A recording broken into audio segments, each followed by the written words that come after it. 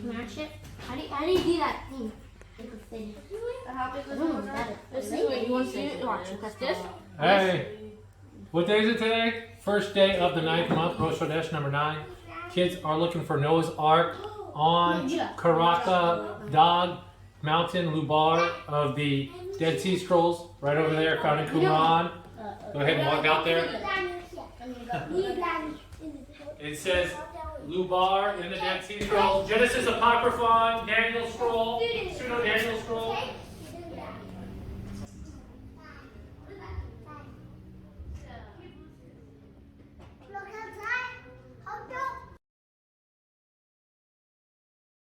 Come on back over here, let the kids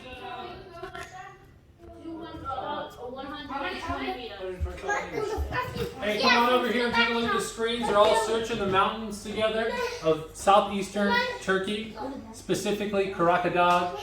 Check it out. Check out the screen.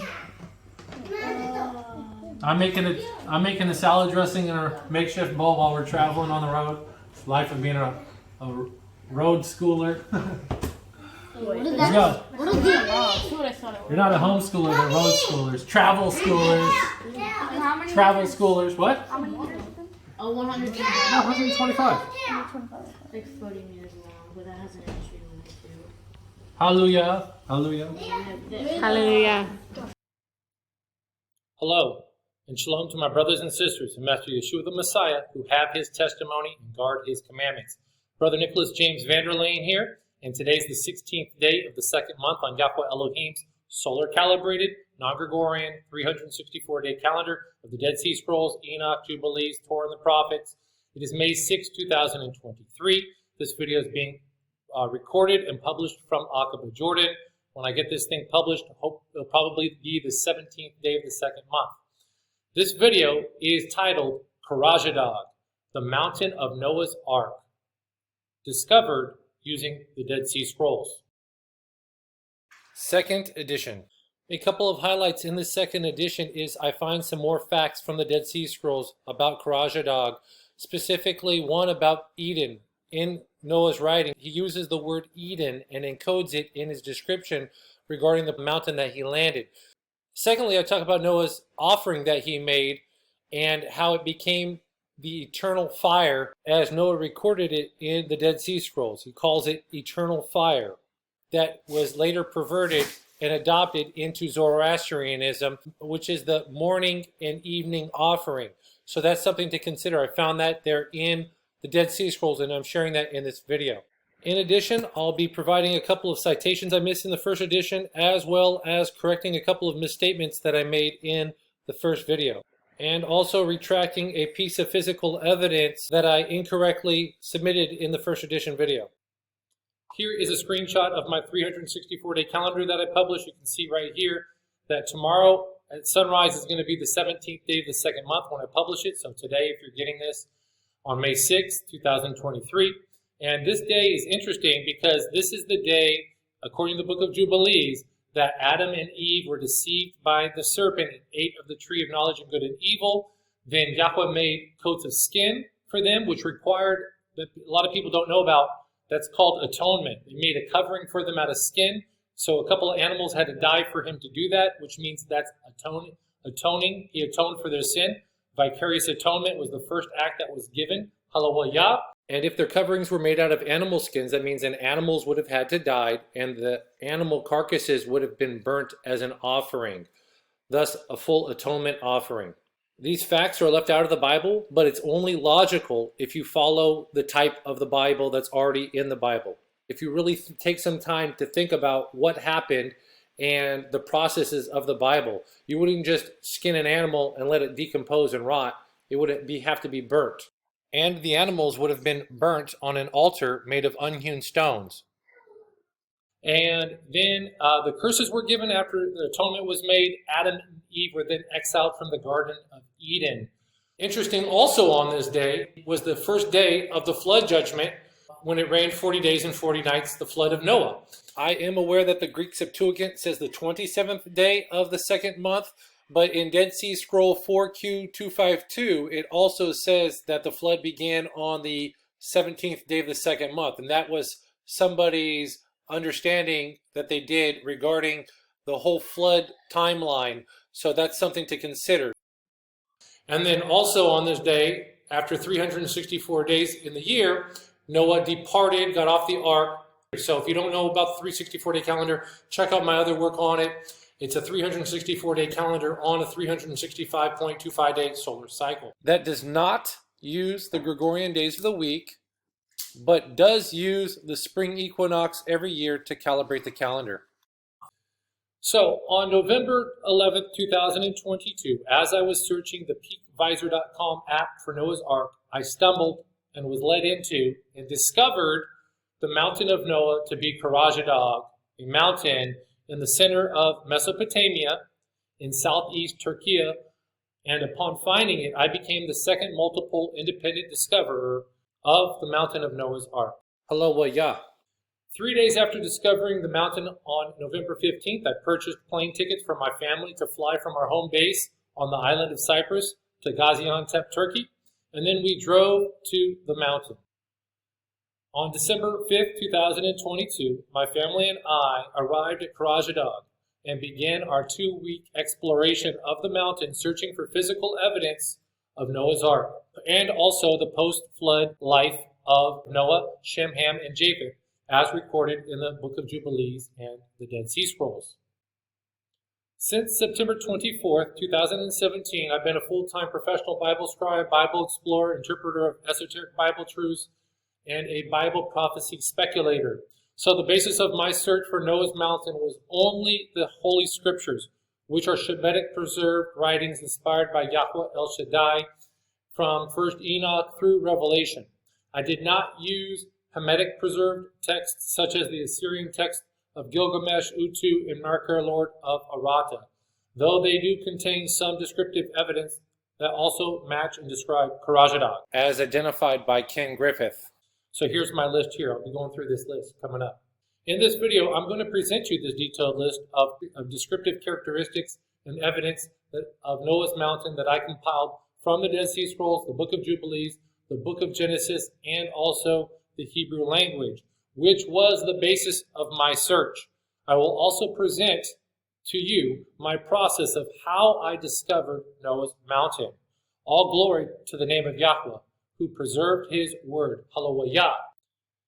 I will also present the corresponding physical evidence and geographical evidence found on the mountain that conclusively prove Karacadag to be the mountain of Noah's Ark and the restart of civilization.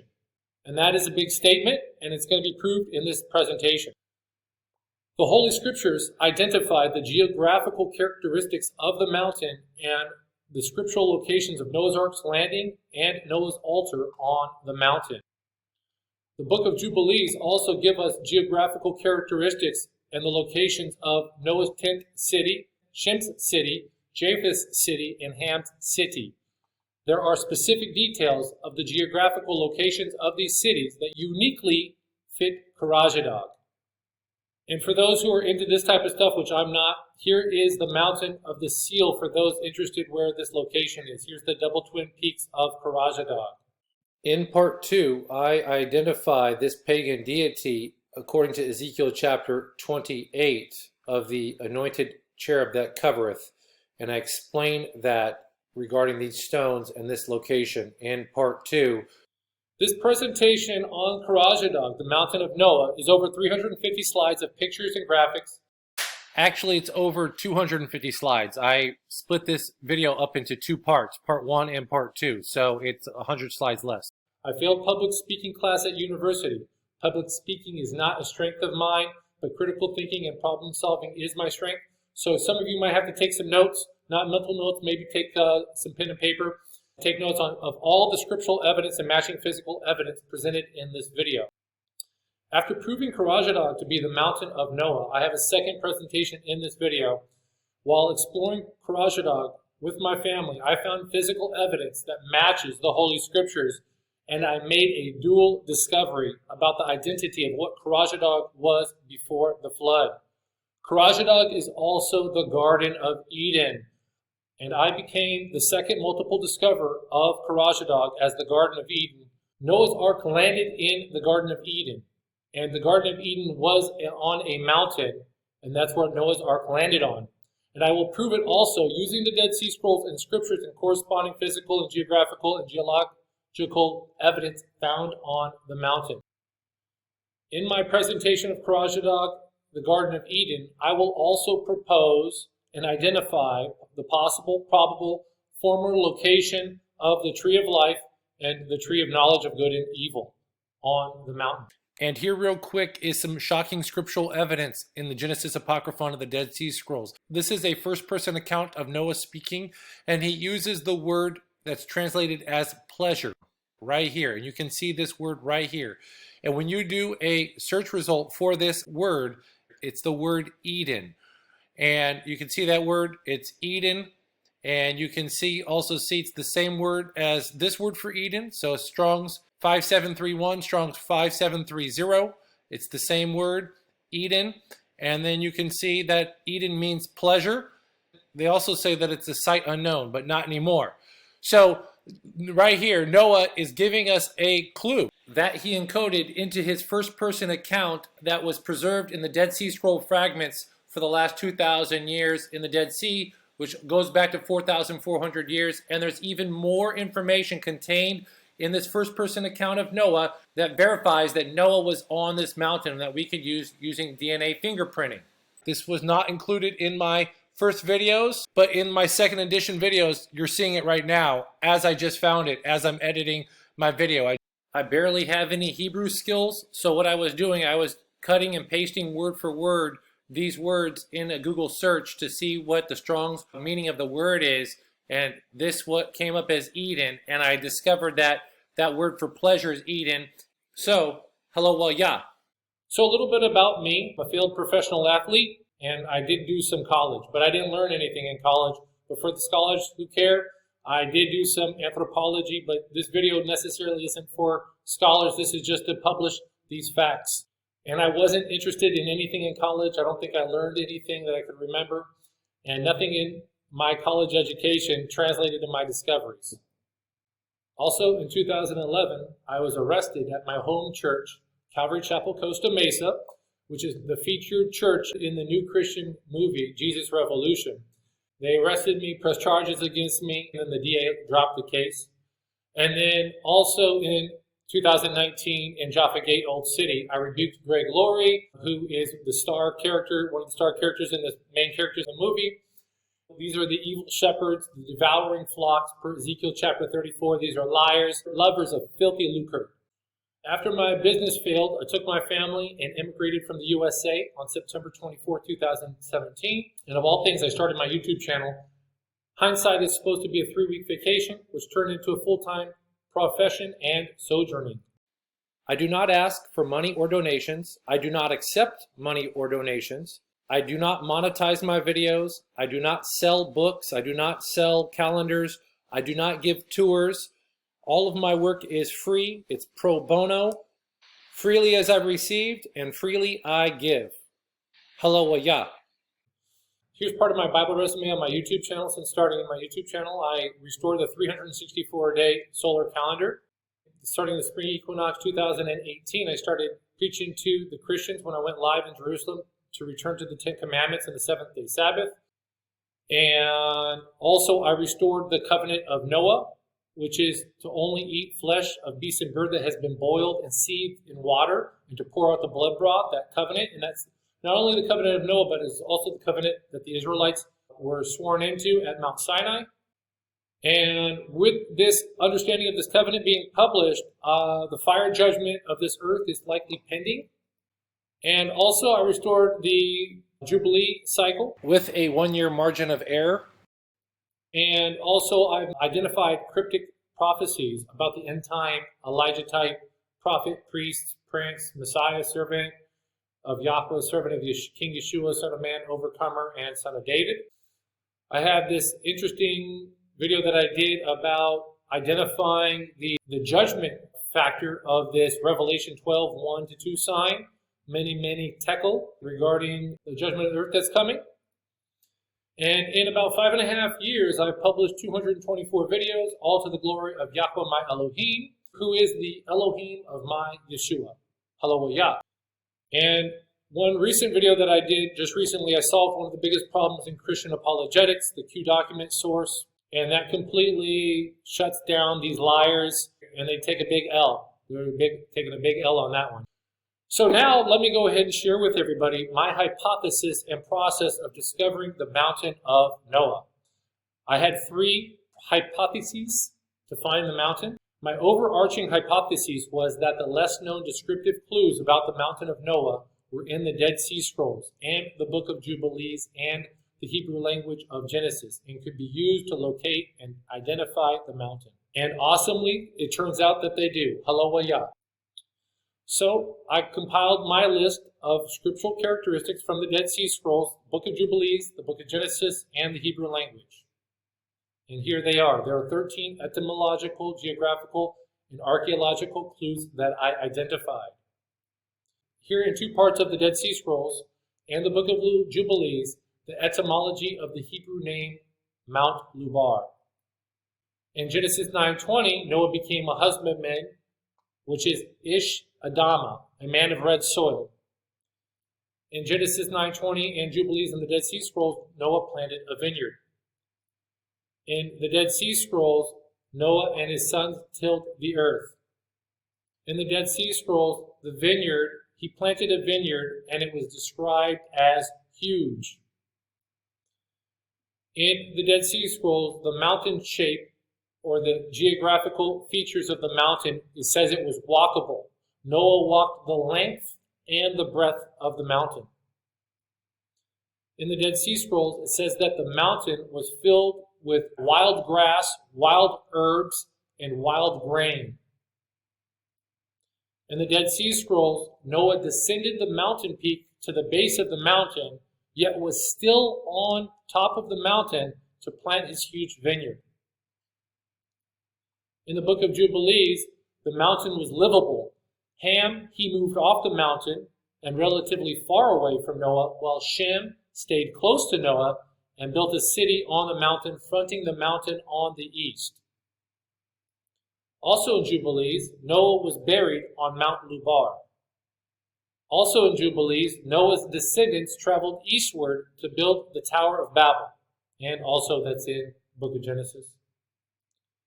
In Genesis, the mountaintops were seen on the first day of the 10th month, and then also in Genesis, and that was also in Jubilees, and then in Genesis, Jubilees, the Dead Sea Scrolls, the ark rested on top of the mountains of Ararat, but in the Dead Sea Scrolls, I found the spelling of the word as Horararat. In this second edition of this video, I will be retracting some physical evidence that I submitted and incorrectly identified, that being of Noah's huge vineyard, even though it still can be the location of Noah's huge vineyard. But I will also use that location to still make the case that this is the mountain of Noah. Because the way of the cities of Ham City and Shem cities set up on the mountain, it can only be this style of mountain. And not only that, but the Dead Sea Scrolls say that Noah descended the mountain, yet was still on top of the mountain to plant the huge vineyard. So it has to be a mountain in the shape of like a shield volcano, as I'll explain coming up. So, scriptural evidence number 1, the name Mount Lubar. The Book of Genesis omits the name of the mountain, while both the Dead Sea Scrolls, in 2 different scrolls, and the Book of Jubilees contain Mount Lubar as the name of the mountain of Noah's landing. Mount Lubar in the Book of Jubilees. And there are approximately 15 scrolls of the Book of Jubilees that were found in 5 caves of the Dead Sea Scrolls at Qumran, all written in Hebrew. The name Lubar is recorded in the Book of Jubilees, but was not preserved in any of the fragments of the Jubilees scrolls among the Dead Sea Scrolls. But the Hebrew fragments of the Dead Sea Scrolls do verify the high accuracy of the Ethiopic Ge'ez version of the Book of Jubilees we have today that is preserved and was preserved in the Ethiopian Orthodox Church. And the English translation of the Book of Jubilees contains the transliterated spelling of the mountain's name as Lubar or Lowabar. And here you can see in Jubilees, it says, and the ark went and rested on the top of Lubar, one of the mountains of Ararat. Here is the name of Lubar recorded in the Dead Sea Scrolls. It's recorded in two different places. In this scroll, 4Q2344/3, which is found in cave number 4, and it's the Pseudo-Daniel, fragment 8, line number 3. It's a very short and very fragmented scroll, means there's only small pieces of this scroll survived. And it says, here's the Hebrew, reading right to left, and here's the English. A lot of text missing, after the flood, right here. Text is missing. Noah from Mount, that's implied. Lubar, text missing, a city. So you see the word in the spelling right here, Lamed Wa Bet Resh. And then here we see in 1QAP Genesis, the Genesis Apocryphon of the Dead Sea Scrolls, column 12, line 13. Again, the Hebrew is right to left. And here on the English, daughters, blank, I and my sons began to till the earth, and I planted a huge vineyard on Mount Lubar, and 4 years later it produced wine for me. And here you can see the spelling of the word, but here this word is different.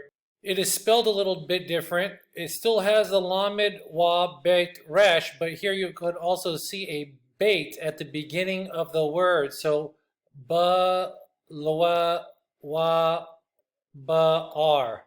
Balowabar. So that is how it's spelled here with this bait. I don't know why. I'm not a Hebrew scholar, but that's just a little bit of extra insight in this Genesis Apocryphon. Lamed Wa Bet Resh. And that is Lubar in the Dead Sea Scrolls. And the name Lubar was my primary basis for my search. I had two different hypotheses to use the name Lubar in hopes to locate and identify the mountain. And this is what was my Mount Lubar hypothesis. Hypothesis A was that I would find a transliteration of the name Lubar or Lubar might exist, and I might find that mountain in southeast Turkey. And I would search the mountain maps on apps like PeakVisor app for the name in that region with the hope of finding such a mountain with a similar name. That's hypothesis A. Hypothesis B was I knew that Hebrew names of nouns in the scriptures usually are always descriptive and of their traits of the person and place. So I hypothesized that the etymology meaning, which is the meaning of the word, of Hebrew name Lubar would describe a physical characteristic of the mountain to identify it. Spoiler alert, it does. Hypothesis B was proven correct, and it became Lubar Theory. The etymology of the Hebrew name Lubar. In Hebrew, there are two types of etymology that you could do, traditional etymology and also pictograph Hebrew otiot etymology of the Paleo-Hebrew, what you see right here. And I figured that both might be able to give me some insight to identify the mountain. And because I'm not an expert in pictograph Hebrew otiot, I reached out to a brother who uses the same 364-day calendar that I publish and who teaches the pictograph Hebrew otiot on YouTube, Christopher Adams, Facebook name, aka Zephaniah Ben, and I sent him an email on November 5th and 6th asking him and asked him to give me his opinion on the etymology of the name, Hebrew name, Lubar. And here's Chris Adams' Facebook page that he runs, the group that he runs, and here is his tag. And so I reached out to him and I asked him, Shalom, Brother Chris, will you please interpret the otiot meaning of the following words for me? I want to see what they describe. And then I wasn't fully aware of all of the different spellings, so I gave him the spellings and asked him to get back to me here on November 6th, 2022. And Chris got back to me on November 6th, and here's his email, and he said, BR, the root word BR, is seed and grain, and also in many cases used as another word for sun. Most people are familiar with BN as the word sun. Grains grow in fields were used to make meal for flour as well as feed for livestock. The stalks of the grains were burned up to make potash for making soap. What is cleaned with soap becomes white or bright, also like a washing to clean. So LBR would read like as to the sun, probably more used in poetic writings. This would imply a priestly role of some future time where Yah as a shepherd taking a person in a position in the near future, preparation time. Okay, this word LBR, lamed bet resh, isn't a common word used today. So, getting back to it, it contains the root word BR for seed and grain. And then later he says this isn't an easy word, it's very limited. So that was on November 6th, he got back to me. So here you see the etymology of the word Lubar, and it contains the root word BR, grain. And that BR is 3 places here in the Hebrew for bar, son and heir. Okay, for an appointed heir to the throne. You have bar, heir, which is pure, clean, and sincere. And then you also have bar, beit resh here for grain. In the KJV, it's translated as corn 9 times, and 5 times it's translated as wheat. But it really, rather than corn, it's not speaking of corn because that's a New World crop. Speaking of grain and also wheat.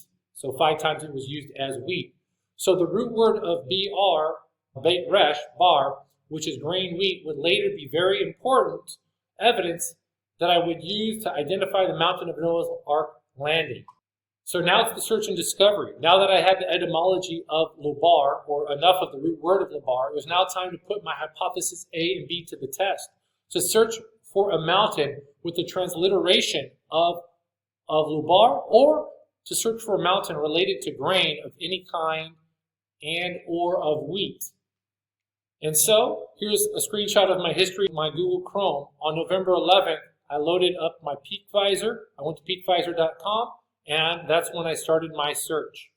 And this is the peakvisor.com app. And at 10:27 p.m. on November 11th, on this date, I landed on peakvisor.com. And by 10:29, I was searching the mountains in Turkey on the app. And this is what I was searching. And I was searching specifically in this area right here. And I was searching the northwest region of the Zagros Mountains. The Zagros Mountains extend from Iran and they come up and they end right about here. These mountains are the Taurus mountain range. But this right here is the Zagros mountain range.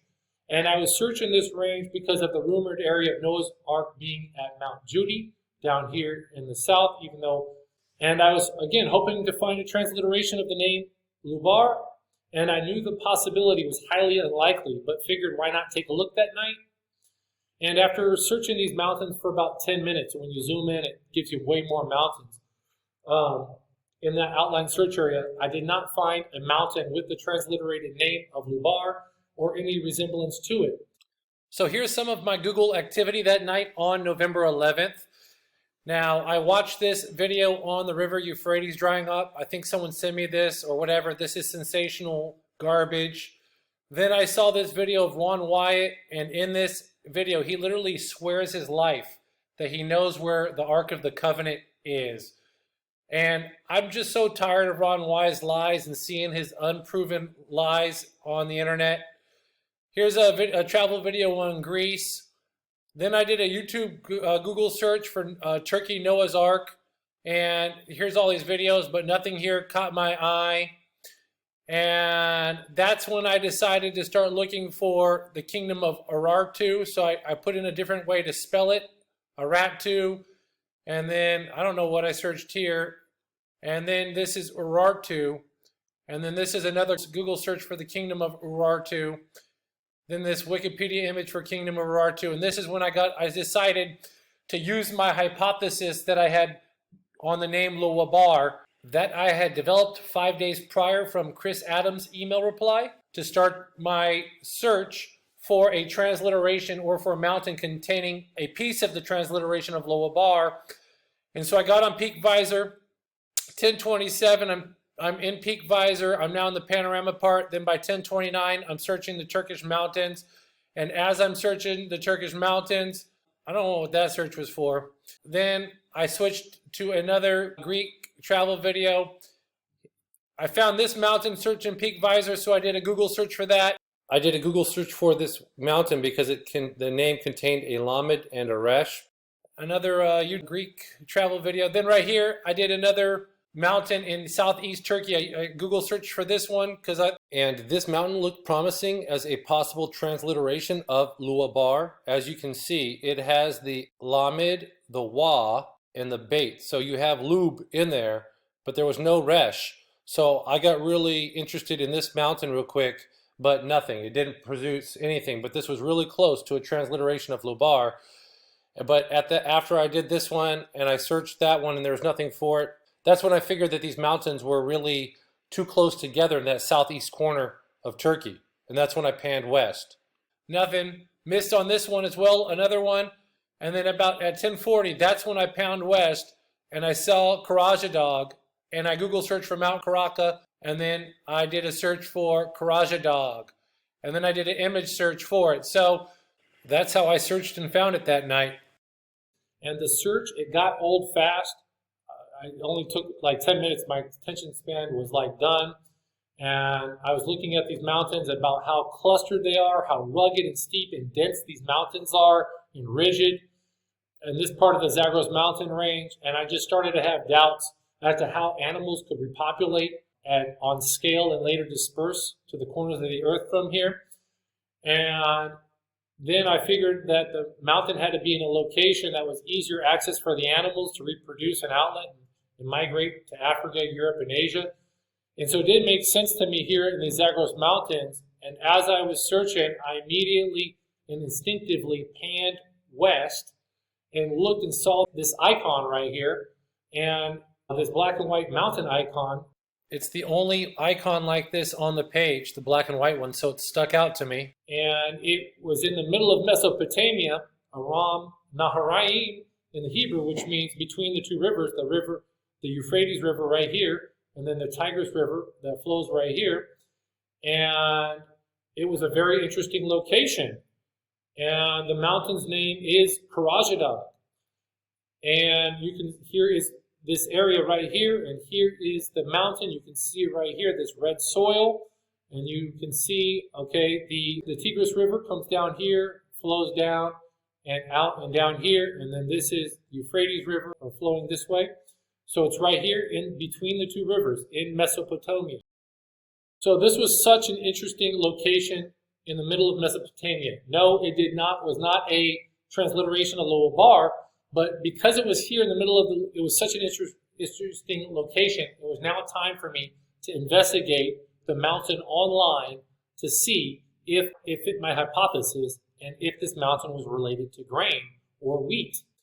So at 10:40, about 10 minutes after, I did a Google search for Karacadag. And here you can see it on November 11th at 10:40, search for Karacadag. My first page results I clicked was this was the first page result. I clicked this Wikipedia image, and it was like a Google image search, and it brought me to this Wikipedia page right here, and that brings you to this page right here, Karacadag. Here's the Wikipedia article result for Karacadag. It's not a big write-up on this mountain. On March 6, 2006, Der Spiegel reported that Max Planck Institute for Plant Breeding Research in Cologne, Germany, had discovered that genetically common ancestor of 68 contemporary types of cereal, which is grain, still grows as a wild plant on the slopes of Karacadag. The results strongly suggest that the slopes of Karacadag provided the site for the first domestication of Einkorn wheat approximately 9,000 years ago. That blew my mind. This was amazing. In 10 minutes of searching, I stumbled in to find a mountain on the PeakVisor app. That was where Einkorn wheat was first domesticated. This fit my hypothesis B that the root word etymology bur, of the Hebrew name Lubar being grain. The second search result that I clicked is this article, which contains the same study that is mentioned and recorded in Wikipedia regarding Einkorn wheat. Karacadag, possible site for Noah's Ark. Right here was like right down here, like third, fourth result down. It was below the page, the first screen. You have to scroll down, but it was on the first page. The link brought me to an article written by Kim Griffith and Daryl K. White from the Journal of Creation that was published on December 21st, 2021. So at the time I saw this article, it was about 11 months old. I started reading the article at the beginning of his paper. The third paragraph, Ken Griffith cited the same 2006 study, 1997 study, of the Wikipedia page that Karacadag is where the progenitor of domesticated Einkorn wheat originated, as was discovered by the Max Planck Institute. So considering that Ken used this fact of wheat at the beginning of his paper of Karacadag as the mountain of Noah's Ark, the moment was overwhelming as I was stunned that I found the mountain in Peak Pfizer, and my Mount Lubar hypothesis was looking to be proven to be Mount Lubar Theory. HallelwYAH. But there's going to be even more evidence from the Dead Sea Scrolls regarding grain and wheat that proves my Lubar Theory and proves Karacadag to be the mountain of Noah's Ark's landing. And I will present that evidence that from the Dead Sea Scrolls, that further evidence later in this presentation. So that night, I skimmed through and read parts of Ken's 6,000-word article and his interpretations of the mountain. The huge rush of adrenaline made it very difficult for me to focus and comprehend everything that Ken was presenting in his article. And to finish my night, I reached out and sent Ken a message to Ken regarding his article. At this time in my presentation, I definitely want to acknowledge that Ken Griffith is the first independent multiple discoverer of Karacadag as the mountain of Noah's Ark's landing. And here is Ken's picture with his academia page profile. Ken Griffith is a historian and an ancient chronologer. In Ken's paper, he does correctly identify the location of Ham City, that he also identifies as Arata, and also in Ken's paper, he correctly identifies Karacadag mountain in general as Noah's mountain and provides a lot of factual information to support our shared discovery. But myself also as an independent multiple discoverer of Karacadag as the mountain of Noah, as the mountain of Noah's Ark's landing, I can say and prove that several of Ken's interpretations are wrong. Saying somebody is wrong is a very strong statement, and I get that. Usually I would like to say he would have been incorrect. But the problem is that in his peer-reviewed paper, he was given an objection of his proposed ark landing site on Karacadag regarding Genesis chapter 8, verse 4 and 5, that his proposed ark site does not match with Genesis chapter 8, verse 5, and what the text says. And instead of conceding to the objection, he added facts to supplement the Bible verse in the form of a narrative that he created to support and defend his position, and maintained his proposed ark location site on top of Karacadag, which is not the correct site, and I'm going to go ahead and prove that. So therefore, I can't say that he's incorrect. I actually have to say technically he is wrong, and I'm going to have to prove that in this video. But Ken got the greater Karacadag mountain correct, and he got Ham City correct, and he did a lot of really good research supporting Karacadag as the mountain of Noah's Ark. Just his site survey that he did and his hypotheses that he built around some gravel that he found, it doesn't match up with the scriptures, and I'm going to go ahead and provide the correct locations. Ken's proposed ark landing location and Noah's altar location both do not match Genesis and the Dead Sea Scrolls account, and I will prove the correct location of Noah's Ark's landing location and the altar location in this video. According to detailed descriptive facts recorded in the Dead Sea Scrolls, the Book of Jubilees, and Genesis. And Ken, he does acknowledge the objection right here in his article to his proposed ark site, his ark landing site. He's been aware that it does contradict Genesis 8, 4, and 5. In his article, then he later goes on and tries to attempt to defend his position, but his position is wrong. Here's Genesis chapter 8, verse 4 and 5. And the ark rested in the 7th month on the 17th day of the month upon the mountains of Ararat. And the waters decreased continually until the 10th month. And the 10th month, on the 1st day of the month, were the tops of the mountains seen. So this was an objection that Ken received. And as I mentioned, Ken created a narrative with information that's not contained in the scriptures and to try to support his location of some river rock that he proposes was ballast from Noah's Ark on the mountain and the landing site of Noah's Ark. And Kin's narrative that he created is that the mountaintops on top of Karacadag Mountain were covered in cloud cover. And so when the waters dropped, the less humidity, then the winds fell and the mountain was no longer shrouded in constant clouds. So what we have here is this is totally made up, and he's doing this to try to defend his position where he found this river rock and rubble. The scriptures say nothing about cloud cover and nothing about clouds disappearing. It talks about the water receding and then the mountaintops being seen. And the waters decreased continually until the 10th month. In the 10th month, on the first day of the month, were the tops of the mountains seen. So nothing in it about cloud cover. Okay, so here is a quick statement I'm going to insert into this presentation at this time, and I want to also acknowledge that Kin is possibly open to his site being incorrect, but his greater Karacadag identification as the mountain of Noah and Noah's landing is correct. I also want to acknowledge that Kin did a lot of legwork and heavy lifting of research as the first independent multiple discoverer, and that he put a lot of work into forming his hypothesis that he built around his footprint of river rock that he hypothesizes to be ballast of Noah's Ark. But as I explained, that his surveying work that he put a lot of time in and his location for that does not fit the descriptive locations of the Dead Sea Scrolls, Jubilees, and Genesis. Myself, I'd been given second mover advantage, so I benefited from Kin's research paper, and it saved me a lot of time to having to research Karacadag. Kin's paper did not contribute to my search and discovery of Noah's Mountain as Karacadag, as I found Kin's article post-discovery of identifying Karacadag while searching for Noah's Ark. When I reached out to Kin after my discovery, I told him I was going to the mountain, and his response was he provided me advice and referred me to a contact and fixer in Turkey. Later, Kin would ask me to get him drone footage of some geoglyphs that he wanted for his further hypotheses. We had no quid pro quo dealings. Myself having second mover advantage, I have superior sources such as the Dead Sea Scrolls and the Book of Jubilees and facts there that I identified. I was able to confirm Kin's overarching discovery of Karacadag as the mountain of Noah's Ark and Kin's identification of Ham City. And at the same time, these less known facts proves some of Kin's locations incorrect. And I have the time and the ability to nip Kin's errors in the bud, because at the time of me publishing this video, Kin's paper is relatively obscure.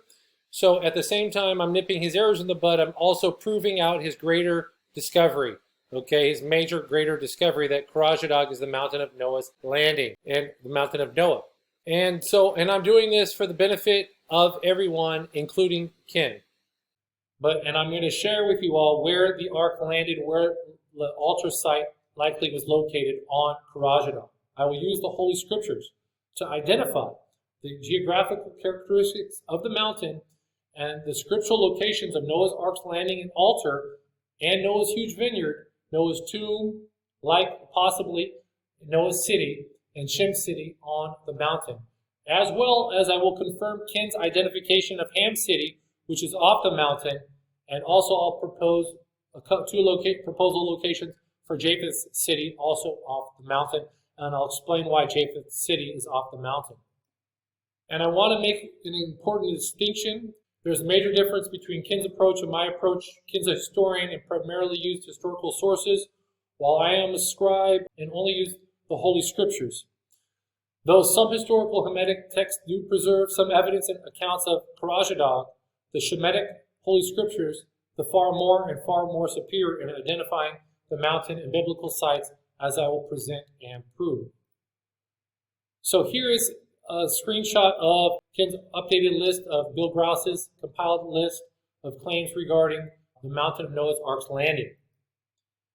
And then here is my compiled list of the scriptural characteristics that I found in the Dead Sea Scrolls, the Hebrew language of Genesis, the Hebrew meaning of the Hebrew language of Genesis, and also the Book of Jubilees. I do regard Jubilees as inspired, yet it looks to me, my opinion is that some of the scribes along the way have altered some of the things in the Book of Jubilees, but a lot of it is still, a lot of truth is still preserved in that writing.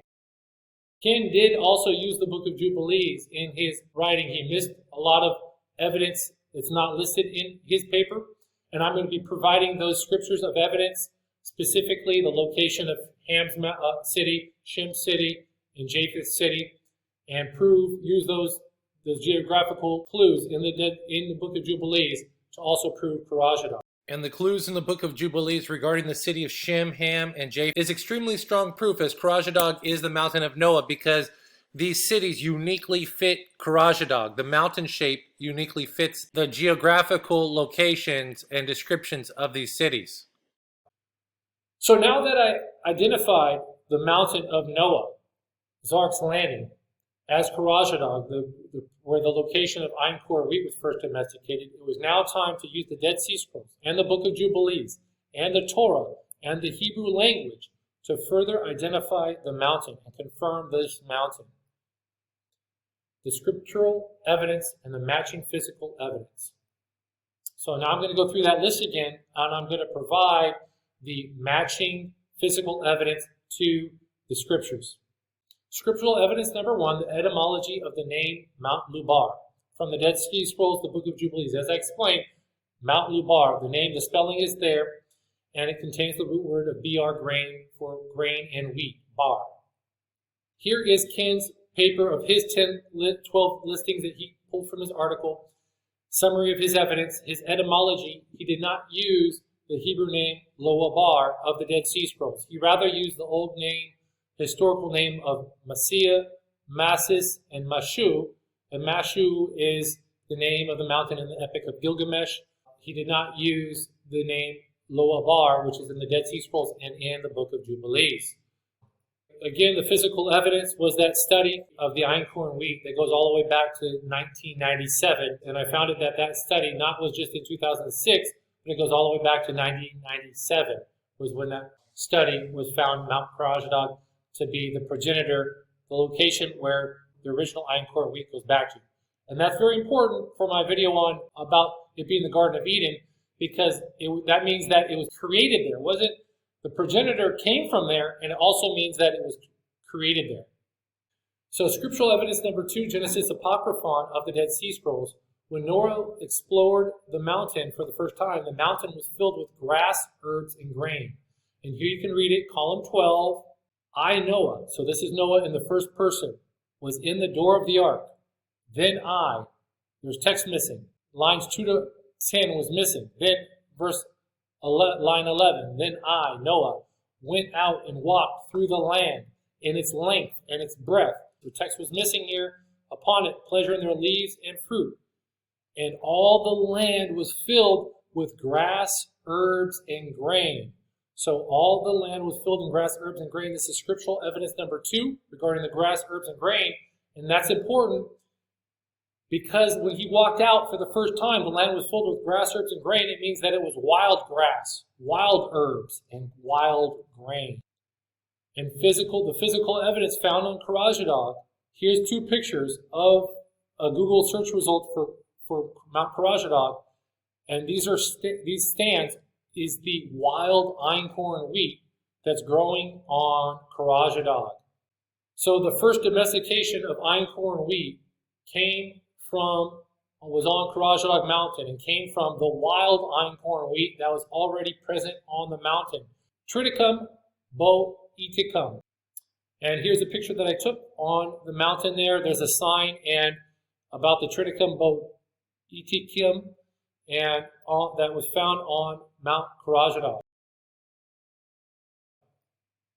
Scriptural evidence number 2, further examined, not only did the text, Noah's account, records wild grass, wild grain, and was present on the mountain, it also mentions wild herbs was present as well. And in the book of Genesis, and the physical evidence number 2 is that chickpeas and bitter vetch also originated on Karacadag. Side note, in my first edition of my video, I did not cite Ken Griffith and his identification of this article that he sourced for his paper, so I just want to acknowledge that. So I became aware of this article, and chickpeas and bitter vetch also originating from Karacadag from Ken Griffith's article.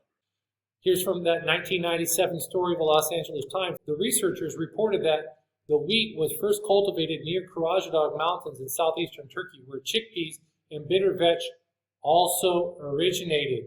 So this area in southeastern Turkey is where also chickpeas and bitter vetch also originated from. And important to note that chickpeas and bitter vetch are 2 of the 8 founder crops, right here, chickpea and bitter vetch. In my research of chickpea and bitter vetch, I found these to be herbs. So you have chickpea is an herb. It's an annual herb. Bitter vetch is also an herb. So legumes, these legumes, even though they're legumes, they're classified as herbs. And that's very important because that's what the text says that Noah found when he was there on the mountain.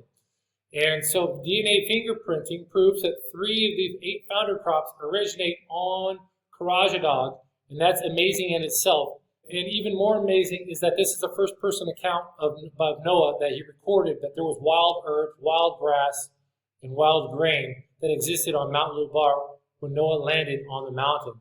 The record and the account recorded in the Dead Sea Scrolls is so unique that it could only be made by Noah himself, not made up at a later time by a fictitious author. This means that the account has been preserved over 4,400 years ago. Speaking of this Genesis Apocryphon, and 2,000 years of it was preserved in a cave in Qumran at the Dead Sea.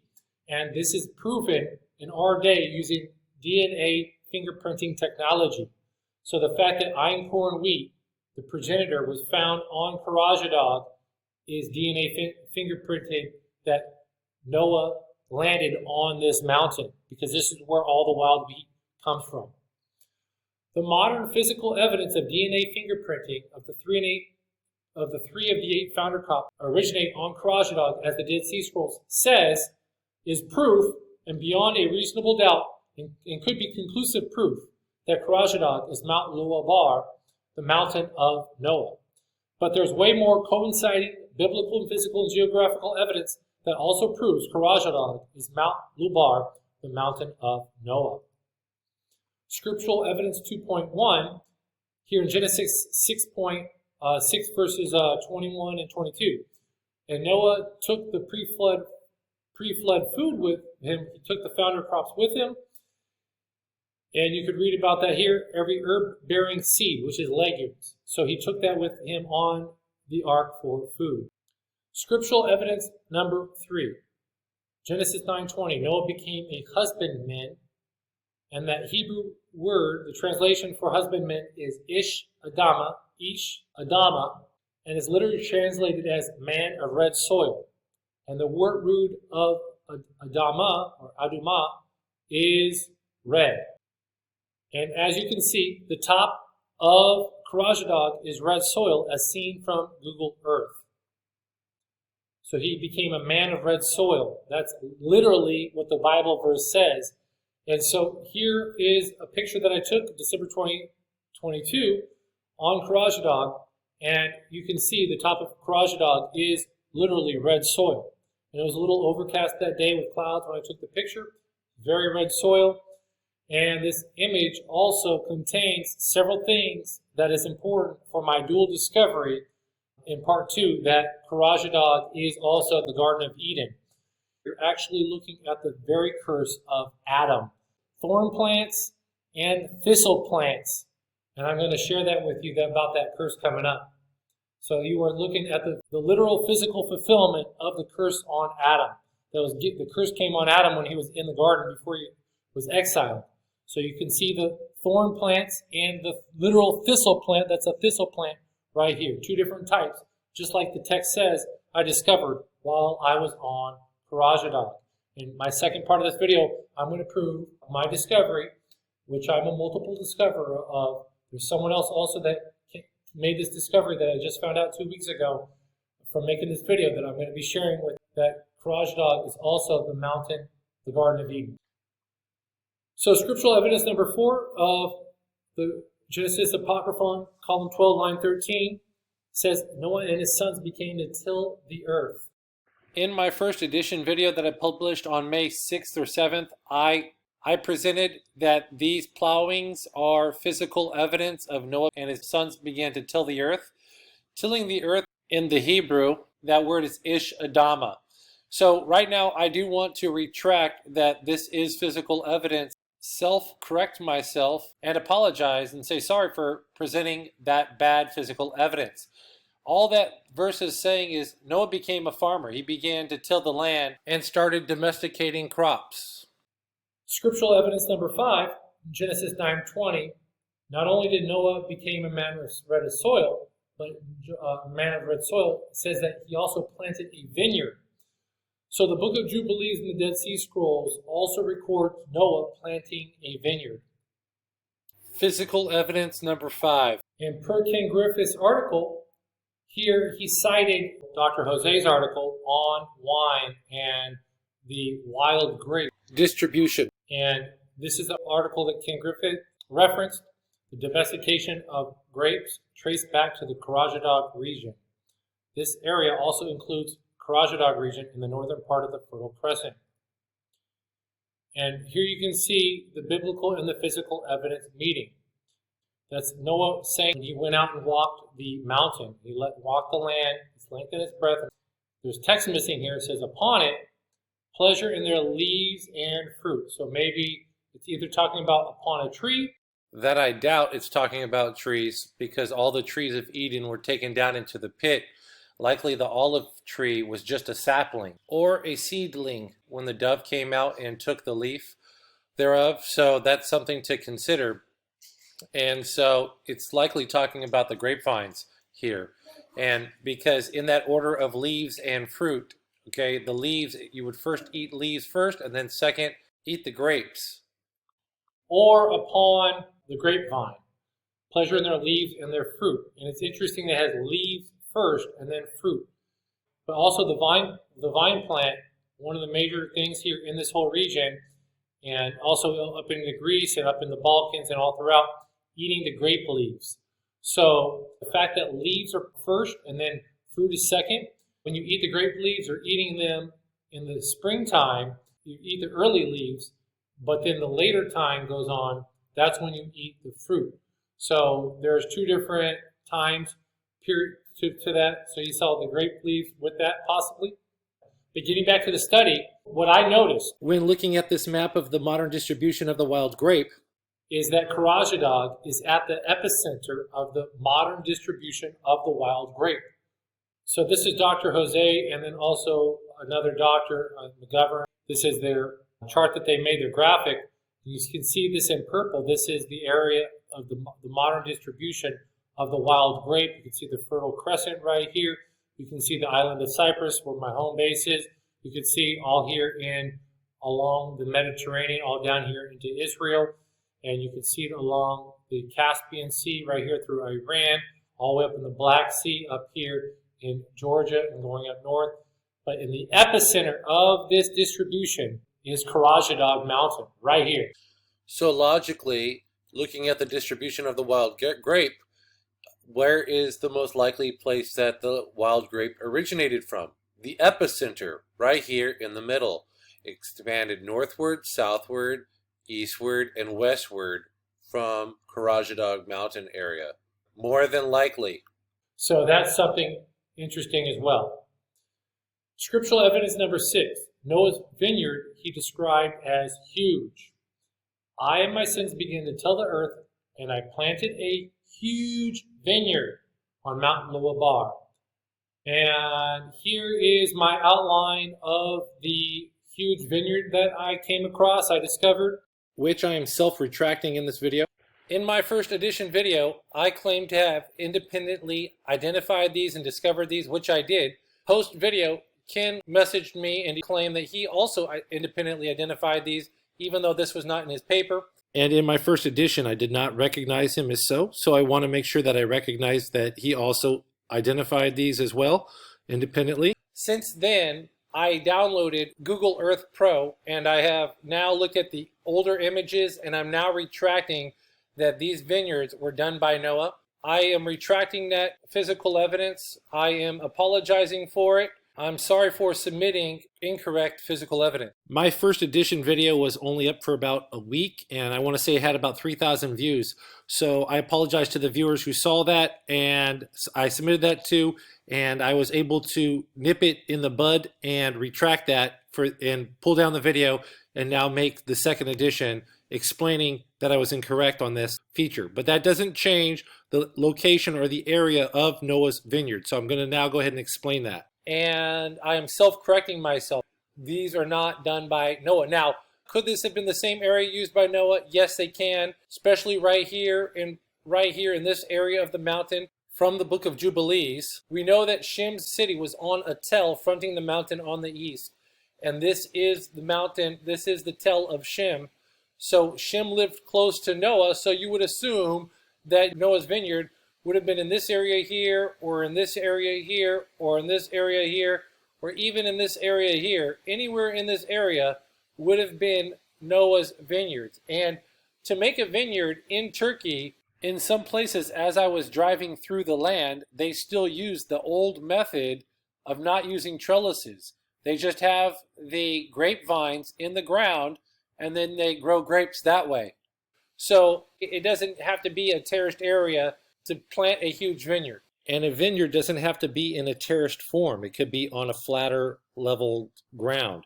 And interesting as well, Noah could have used trellises for his vineyard. He had plenty of wood from the ark that he could have salvaged and made wood trellises. So we don't know. Noah worked here for over 350 years. Said that in Genesis 8:13, Noah was 600 years old when he disembarked the ark. And then in Genesis 9:28 to 29, and Noah lived after the flood 350 years, and all the days of Noah were 950 years, and he died. And then in Jubilees chapter 10, verse 15, says Noah was buried on Mount Lubar. So he had a long time of working up here as a man of red soil. The plowed terraces of all of these sites, they're all plowed the same style, the same distancing, using the same technique, thus the same owner. So the same person that did this one did all of these. Noah was up there for 350 years. We don't know if it was Noah and his sons that did all of this, or if it came earlier and he just took up what was already there. If this work was done by Adam, the 7 years. Okay, so what you're looking at is a current Google Earth picture of September 2022, the last taken September 2022 on Google Earth Pro. I had been using the browser version of Google Earth, not the Pro version of Earth. And in my last video, I mentioned that King Griffith, over the phone, he mentioned that the large terrace area was not visible in Google Earth at the time that he did his paper in 2019. So since my last video, I decided to get Google Earth Pro. I figured that I found a way that I can go back and look at the previous year's images by downloading Google Earth Pro, not just using. So now I went back, and now we can go ahead and take a look at these historical images. So before I do that, I want to show that this is the same terracing that I incorrectly attributed to being the work of Noah and or Adam. This right here is not equal lines. This is networked goat trails right here. These are networked goat trails, and this is a human trail right here going through the mountains here. Here on top is more of the same terracing that I'm going to show now as modern terracing. So I'm going to go ahead and go back to the previous image, and here's the previous image from October 2021, imaging right here. So you just saw the screen change, but the majority of this image right here on the right side, the orangier red image, this is likely the 2011 image. This image right here is from September 2021. So they didn't update this, and I'm going to click it again to show you what the 2011 image looked like. And this is going to be what I suspect to be the new stuff, not goat trails like this, but new terracing done by the Turkish government. And here I went back further, and as you can see that those lines are no longer here, 8/2011. So you can clearly see this human trail here. You can see these networked goat trails all right here, but you do not see that large terracing there.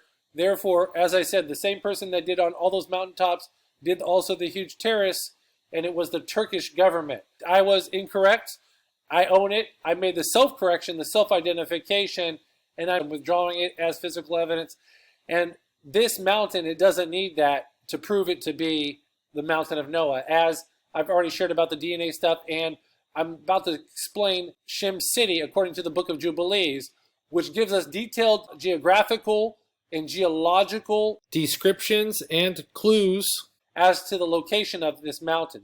Here, this is Ken's graphic.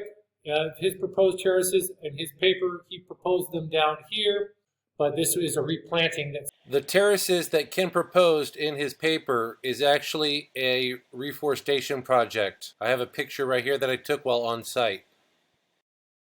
Scriptural evidence number 7, the Genesis Apocryphon of the Dead Sea Scrolls. The mountain shape was walkable. Noah walked the length and the breadth. Noah, was in the door of the ark, the missing line. There's about 8 lines missing, line 11. Then Noah, went out and walked through the land in its length and its breadth. So Noah went to explore the mountain after he got off the ark. This is column 11, and in column 12, Noah accounts for himself after he did the altar and made the sacrifice, the atonement. He descended the mountain, yet he was still on top of the mountain to plant his vineyard. Thus, this is a mountain that he's on, and it's considered through the land, its own land. It has its length and its breadth. Most mountains are steep. This, we're talking about a mountain that has a length and a breadth to it, and is walkable, and is considered its own land, and that is a shield volcano, and is almost like a land island. An island in the center of land. And Karacadag is a shield volcano. You can see, this is a picture that I took. You can see how long the volcano is from north to south. It has a length. And Karacadag also has a breadth. It has a width to it. The vantage point of my photo is from Diyarbakir, so I am east. I'm not exactly due east, but I'm east enough where you can see the entire profile of the mountain from the north slope heading down here up to the top of the mountain, sloping down, and then here you can see this city, Arata, Ham City, all the way at the end, and I'll have a zoom up on that. I'll have a zoom in of that in a later picture coming up. And like I said, Karacadag is a shield volcano, as per King Griffith's article, stating that Karacadag is a shield volcano. And a shield volcano is a type of volcano named for its low profile, resembling a warrior's shield lying on the ground. Mauna Loa on the Big Island in Hawaii is a shield volcano. And here's physical evidence of Karacadag. It's a shield volcano. The mountain shape has a length, as I already shared. You saw that big picture. It's very long. And the mountain also has a width. It's also wide. So there's a length that you can walk and a width that you can walk. Just as Noah recorded in the Genesis Apocryphon in the Dead Sea Scrolls. And it's considered a land of its own, basically, on top of that mountain when you're up there. When I was up there, it's like you're on your own land. So it's like an island, but there's no water around it. And so Karacadag's terrain, it's very walkable, just like Noah said. And here you can see, if I started here at this point of the mountain and I wanted to walk to this point, it takes you about 3 hours and 50 minutes. That's what they are guessing here on Google Earth. You can see going up the elevation, starting here and coming up, and then ending, right here. It's like the slope. So maybe from right about here. But it's definitely walkable. I think it'd take longer than he spent longer than 4 hours walking this mountain. He was checking this whole thing out. And then, as a side note, since I'm on the topic of it being a shield volcano, I want to make you know the everlasting covenant that Yahweh Elohim made with Noah, Shem, Ham, and Japheth, and all of their descendants that we are born into. It was made on a shield volcano, and that's why I talk about a fire judgment on the earth for breaking that covenant, the eternal covenant, the everlasting covenant that was made with Noah and his sons.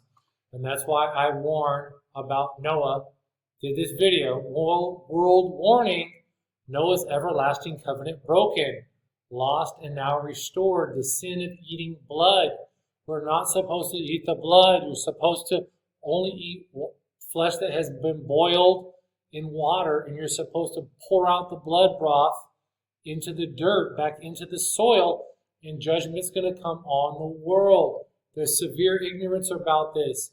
In Acts 15 or whatever, the Council of Jerusalem, they were told not to eat blood, and they were told that means that Christians are supposed to keep in the everlasting covenant, and they're not doing it. The complete world is in violation of the covenant. It's been restored, and this is why the next judgment is going to happen. And that judgment is going to be a fire judgment. It could be that Mauna Loa or Karacadag or Thera and Santorini Islands in Greece are going to explode, or multiple volcanoes throughout the earth are going to explode. We don't know. But it's going to be a fire judgment. It also could be nuclear World War III, and the curse that goes on the face of the whole earth, which is the flying scrolls. Of Zechariah chapter 5, the wicked fire offering in the flying scrolls, the ICBM nuclear weapons the prophet Zechariah saw, which is the curse that goes over the face of the whole earth. In Isaiah 24, it says God's judgment on the earth also is defiled and under the inhabitants thereof, because they have transgressed the laws, changed the ordinance, and broken the everlasting covenant. Therefore the curse, the fire curse, has devoured the earth, and they that dwell therein are desolate. Therefore the inhabitants of the earth are burned, and few men left. They've broken the everlasting covenant that was made on Karacadag mountain. And you could hear about the earth in this verse. It's broken. It's like the earth mourneth and fadeth away. The world languisheth and fadeth away. The haughty people of the earth do languish. Okay, so there's bad stuff going on because they broke the everlasting covenant. We have to return to the covenant. And ever since I feared Yahweh when I found this truth, HallelwYAH, and I keep this covenant. Scriptural evidence number 8 of the Dead Sea Scrolls, Genesis Apocryphon. After the covenant was made with Noah and his sons, Noah descended to the base of the mountain, and yet was still on the mountain to plant his huge vineyard.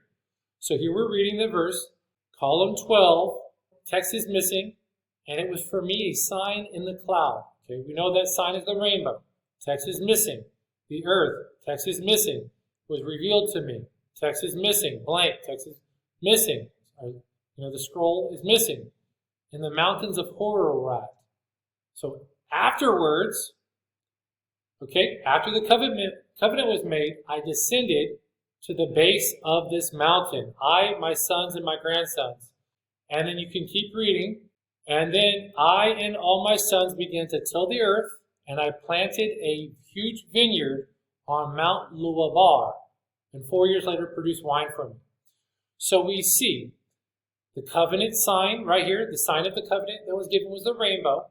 After the covenant, Noah descended to the base of the mountain. Yet he was still on the mountain. I planted a huge vineyard on Mount Lubar. We know where that vineyard is at. So on Mount Lubar, not on the base, on the south slope, but on Lubar, okay? Not on the slope, but on it. And the only way this is possible is if there is a mountain on top of a mountain. The only way you could descend to the base of the mountain, be on top of the mountain and descend to the base of a mountain and plant a huge vineyard on the mountain is that if there was a mountain on top of a mountain. And that is what Karacadag is. So here you see Karacadag right here. That slope starts descending right about here. So here are mountains that I identified on top of Karacadag. This is Greater Karacadag right here. On top of Karacadag, there are at least what would qualify as 8 mountains, these blue pins. Ken, in his article, he talks about 8 mountains like in the Epic of Gilgamesh, okay? Or something like that. There are at least 8 mountains here on the top, okay? Okay, look at the elevation of 1,945 meters, 1,925 meters, 1,938 meters, 1,875 meters, 1,871 meters, 1,558 meters, 1,907 meters, 1,881 meters. So you have 1, 2, 3, 4, 5, 6, 7, 8, 9. So sorry, there's like 9 mountains on the top. Okay, I think like in the Epic of Gilgamesh, they went after the 8th mountain. That's where the place was. So before the 9th, maybe you had to go over 8 mountains to get to this special place or something. But here you have 8 mountains. That mountain right there is where I believe Noah's ark rested on the peak, and I'll talk about that coming up. Also on the top of Karacadag is at least 5 hills at lower elevations. This one right here, this one here, this one here. 1,855 meters, 1,855 meters, 1,848 meters, 1,848 meters, 1,845 meters right here. And then you have the green pins, and I consider these green pins off the mountain. These green pins are on the slope, the southern slope, as you're coming up to the top. As you're ascending up to the top of Karacadag, this is like the top level, the base level, 1,823 on the top part. But then as you just go up a little bit, here's your first peak of 1,881 meters. So this mountain right here in front is over about 60 meters higher than the base level. So it's definitely like a mountain. It's almost 180 feet tall, and it's your first mountain. Okay, so I just saw a small little mistake that I made. I had color-coded this mountain that was 1,858 meters. I color-coded that as a mountain, and it was in blue. But if this is 1,855 and that's orange, then 1,858 should also be orange. There's not that much of a significance there of 3 meters, a hill from a mountain. So now that I got that done, I'm going to go ahead and correctly identify those 8 mountains of the Epic of Gilgamesh. Now, the Epic of Gilgamesh, I do not subscribe to it. It's obviously Hamitic text, and it's a perverted Hamitic account of taking this mountain. So to start off, you have 1,823. That is like the base level. As you get going on the trail through here, it's 1,881. That's mountain number 1. 1,907 meters high, that's mountain number 2. 1,875 meters high, that's mountain number 3. This hill is 1,845, so it's not a mountain. This mountain right here is 1,871. This is a double part to it. It's about 15 meters shorter, so 1,858. Then you have your next mountain, 1,925. Then here you scroll in, you have 1,925 again. You have 1,945 or even higher, and then you have 1,938, which is your 8th. So again, those are the 8 mountains that are recorded or mentioned in the Epic of Gilgamesh. So this is that location. You have 1, 2, 3, 4, 5, 6, 7, 8. So as you can see, here's a picture that I took on December 22 here on top of Karacadag. Mountains right here. This is a mountain on top of the mountains. This one I think I had as a hill. This is a hill, but this one is the mountain. These are the peaks right here. A mountain on top of a mountain. And here is another picture that I took of mountains on top of a mountain. And that's what Karacadag is. Scriptural evidence number 8. After the covenant was made, Noah descended to the base of the mountain, yet was still on the mountain. Covenant was made, he descended, and then Noah was on the mountain. So the covenant was made prior to Noah descending the mountain to plant his vineyard on the mountain. And here's Jubilees chapter 6, verses 1 through 2, and I'll also cite 4 and verse 16. And on the new month of the 3rd month, he, Noah, went forth from the ark and built an altar on that mountain, and he made atonement. So Noah went forth from the ark and built an altar on that mountain, and he made atonement. And then after the atonement, Yahweh made a covenant with Noah. We see that here in verse 4. And then verse 16, we see the Yahweh set his bow in the cloud for a sign of the eternal covenant. So now what I'm going to do is I'm going to give you a demonstration of Jubilees chapter 6, 1, 2, 4, and 16, and the Genesis Apocryphon here, column 12, line 13. about how Noah went forth from the ark and built an altar on the mountain and made atonement, and a covenant was made with Noah, and the sign was given of the covenant was given. And then in the Dead Sea Scrolls it says, after the covenant, the rainbow sign was given Noah, then Noah descended the mountain to the base of the mountain and planted his vineyard on the mountain. So here you see the double peak summit of Karacadag, Turkey. The double peak is a mountain on top of Karacadag, this mountain right here. You saw that picture from earlier. This line right here is a road at the base of the double summit mountain. I did it in yellow. There's also another road right here going up the mountain, and I did that in orange.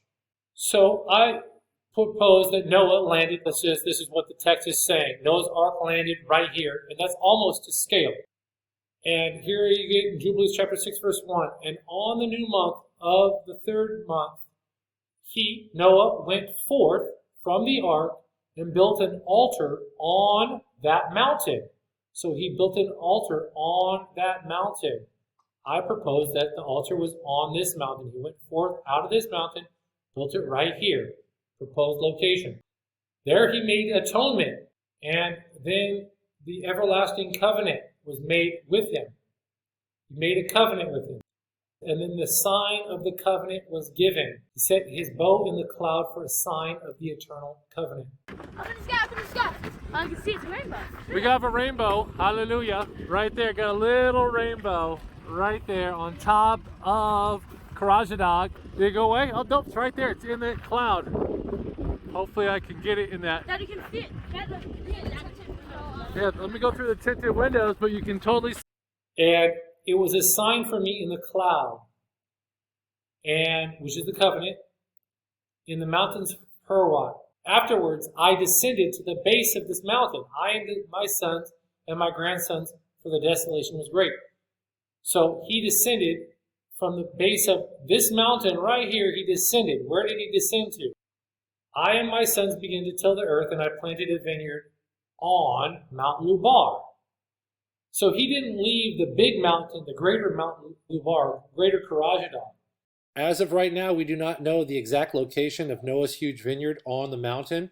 But as I said earlier, it's somewhere near where his ark was and where his altar was. More than likely, he was close to his altar to continue the eternal fire, because that is mentioned. Eternal fire came after this everlasting covenant. So Noah would have been in charge of the eternal fire. Shem lived close to Noah, and coming up I'm going to share with you all where Shem's city was.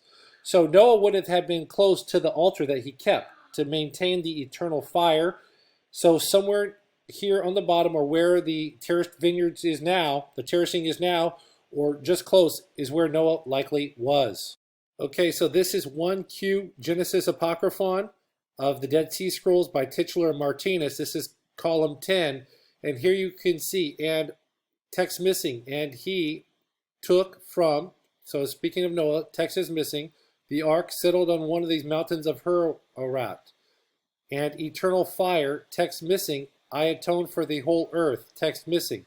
So here we see from this text that Noah atoned for the earth with something called eternal fire. This is where Zoroastrianism originated with their eternal fire. This is recorded in the Genesis Apocryphon, Dead Sea Scrolls. It also gives us the identification of the location of the origin of einkorn wheat and the origin of domestication of chickpeas, herbs yielding seed.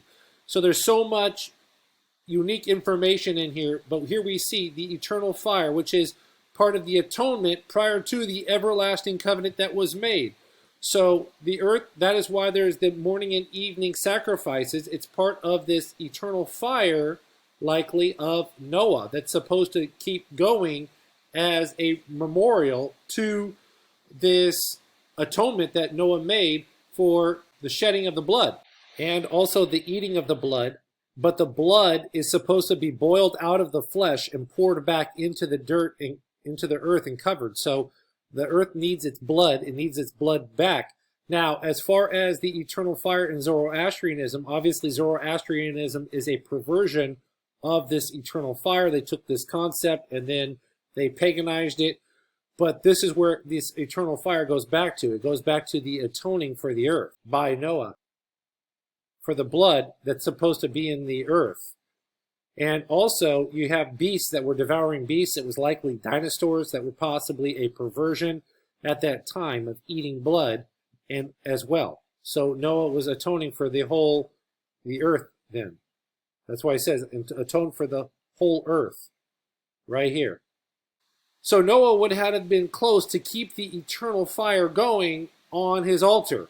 Thus, the wood of the ark that was unpitched was likely used to keep the eternal fire going. So the ark was possibly burnt up as fuel over Noah's lifetime up there. Noah left the ark, went out from the ark, made atonement. The everlasting covenant was made with him and his sons. The sign was up. Then Yahweh gave a sign in the cloud, which was the rainbow. And then he descended to the base of the mountain. And then on the mountain, made a huge vineyard on Mount Lubar. This is the location that I put where Noah's ark's landed. He went forth from that location to this mountain here, that mountaintop here, for Noah's altar, where he likely made the eternal covenant. And then he went down, descended the mountain, like I shared with you, down to this area, to this level right here, which is this flat walking area level right here. Right through here, you just follow the road. It's all about the same. But this whole area up here is relatively flat. Yeah, it's hilly. There's some hills, and then there's mountains. So Noah would have had to been close to his altar to keep the eternal fire going. So Noah's tent city could have been right here. Noah's tent city could be right here. I have two locations that I photographed. Noah's tent city could have been just right down here on this flat level, right here in front of the mountain. I have identified Shem City right here, Sedek Telabab, as I'll share coming up. And he was close. Now, I don't think Noah was right here. It's probably too far from Noah's altar. Sure, he could have been here, or this could have been the vineyard in between Shem and Noah. We don't know. But more than likely, Noah's vineyard was either somewhere right around here or on these hills as terraces or somewhere in here. But Noah's tent city, it makes sense that Noah would be close to his vineyard and Noah would be close to the eternal altar that he had to keep. And here are the sites that I present. I present either Noah's tent city was likely here or Noah's tent city was here. Noah's ark's landing right here, Noah's altar here, possibly Noah's tomb here. I have no idea where Noah's tomb is at, but I have a couple of proposals. So my demonstration of the ark, altar, vineyard sites perfectly match the record that's contained in the Book of Jubilees and combined with the Genesis Apocryphon, as I just explained and demonstrated to you on how this all works together. So in Ken Griffith's article, Ken proposed Noah's ark and altar locations at the base of the Double Mountain Summit, right down here. This is where he did it, and this is practically like the base. Okay, the slope starts like right about right here, starts going up. This is at the base, and then here's the altar site. So he says this is the ark, this is the altar, and he's incorrect. They don't match the preserved records that I just shared with you in this presentation. And they also do not match the records of Genesis, chapter 8, verse 4 and 5. And the ark rested in the 7th month on the 17th day of the month upon the mountains of Ararat. The waters decreased continually until the 10th month. In the 10th of the month, on the first day of the month, the tops of the mountains were seen. So, again, Ken is aware of this objection in his paper. In Ken's article, he acknowledges the objection that his proposed location does not fit Genesis chapter 8, verse 4 and 5. The mountain tops being seen, and he attempts to defend his wrong proposal. Ken created his own narrative and added his own narrative that the mountaintops were covered by the clouds, which is not what the text says. Thus, he created his own narrative, which is wrong. After he had other people object to his peer-reviewed article. So Ken's proposed location is at 1,865 meters. Mine is proposed location is actually at 1,940 meters, at least 1,940. Some people say that that's really 1,957 meters. So almost 95 meters higher than Ken's. But for the sake of this presentation, 75 meters higher, which is 246 feet difference between where I think the ark rested in Kins, and this is now the ark almost to scale, because Ken did his scaling of his. Noah's ark's height is around 30 cubits, which is 30 cubits high, 45 feet tall, about 15 meters high. Thus, the mountaintops would have been 200 feet above, or these mountaintops right here would have been 200 feet above Noah's head when the ark came to rest, which does not match the mountaintops not being seen until 92 days later after the ark came to rest. So the ark is closer in view than the summit, so that's why I made the ark bigger to match Ken's site, because Ken says the ark site fits perfectly, but that's not the ark site. So if Noah's ark landed at Ken's proposed site, right here in yellow, that's Ken's proposed site, to scale almost, at least 5 mountaintops would have been visible when the ark came to rest, 75 days prior to the scripture's account. So if the ark came to rest here at the ground level of 1,865 meters, Noah's vantage point from the top of the ark, if he opened the window or whatever, would have been 1,880 meters. That means that he would have been able to see this mountain, this mountain, this mountain, this mountain, this mountain, and this mountain. Ken's proposed location fails the Genesis Apocryphon account because if Noah descended from Ken's proposed ark location to the base of the mountain, then Noah would have had to descend to the base of Greater Karacadag, shield volcano, and would have been completely off the mountain 15 kilometers away from the eternal fire of the altar and from the area where somewhere around where the huge vineyard would have been, not the previous huge vineyard that I presented incorrectly in my first edition. Genesis chapter 8, verse 4 through 5, the mountaintops were seen. And so now I'm going to provide explanation and identification now that we know Karacadag is Mount Lubar. In my first edition video, I misstated Ken's position on this. Ken was not talking about the Taurus mountain range. He was talking about the local mountains near his proposed ark site. So which mountaintops were seen, and what is the text speaking of here? The distant Taurus mountain range that you see right here, or the local mountains on top of Karacadag that I've already pointed out? The distant Taurus mountain range has many mountains that have higher elevations than Karacadag. Many mountain peaks of the Taurus mountain range are 300 meters to 600 meters higher than Karacadag. So we have around 2,400 meters, 2,400 meters, 2,350, 2,230, 2,250, 2,600 meters high, 2,300 meters high. Karacadag is only 1,961 meters high according to Peak Visor. So these mountains are about 55 miles away. Some of the mountains are about 80 miles away, some of these high peaks. So these mountains should be and are visible from Karacadag. Here's a picture that I took about 1,850 meters high in elevation from Karacadag. You can see the Taurus mountain range. The camera was slightly tilted, so I'm going to go ahead and adjust the camera or adjust the image here, so now it's level. And here is, I filled it in with water. Here you can see the mountains scene right here, the mountaintop scene. I just put that there as like a horizon right here, okay? Noah's vantage point on the summit of Karacadag was 1,965 meters on the point that I had. Ken's was about, 1,880, so just a little bit higher, 30 meters higher than him. Here was Ken's. And here is from a different vantage point, the second highest peak right here, where Noah's altar likely was, of a vantage point of about 1,940 meters in elevation right here. You can see the cloud cover on the double summit, so you can still see part of the mountain right here. This is the mountain all down here, but this is cloud cover. That's interesting because he put a rainbow in the cloud. The cloud, it wasn't a blue sky. It says that he put the sign of the covenant was a rainbow in the cloud. Okay, so there is no water filling the basin. Cloud cover looking north. No visual of the Taurus mountain range. So you can't see if there was cloud cover when the covenant was made. still, you would not see the Taurus mountain range. But the rainbow can appear in a cloud, as I showed you with my video. So you see the arc in the 7th month on the 17th day of the month on the mountains of Ararat, and the waters decrease continually until the 10th month, the 10th of the month, on the first day of the month were the mountain tops seen.